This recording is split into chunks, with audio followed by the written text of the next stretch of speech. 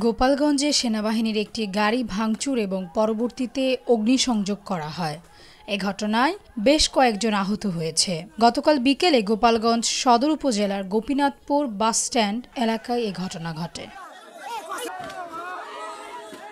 স্থানীয় সূত্রে জানা গেছে, শেখ হাসিনাকে দেশে ফিরিয়ে আনার দাবিতে ঢাকা খুলনা মহাসড়কের গোপীনাথপুর বাসস্ট্যান্ড এলাকায় বেলা ৩টার দিকে বিক্ষোভ মিছিলের আয়োজন করে আওয়ামী লীগ। কর্মসূচিতে সদর উপজেলার গোপীনাথপুর ও জালালাবাদ ইউনিয়ন এবং কাশিয়ানী উপজেলার নিজামকান্দি ইউনিয়নের আওয়ামী লীগ ও সহযোগী সংগঠনের নেতাকর্মীরা অংশ নেন।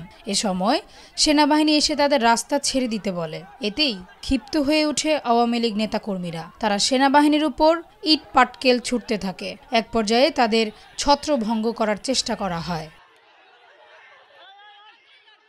এ ঘটনায় ৫ সেনা সদস্য সহ ৭ জন আহত হয়েছেন বলে জানা গেছে। এ সময় ছবি তুলতে গেলে ২ সাংবাদিককে মারধর ও লাঞ্ছিত করা হয়। সেনা সদস্যরা অবরোধ তুলে নিতে বললে আওয়ামী লীগের নেতাকর্মীরা ভাঙচুর শুরু করে এবং এক পর্যায়ে সেনাবাহিনীর গাড়িতে অগ্নিসংযোগ করা হয়।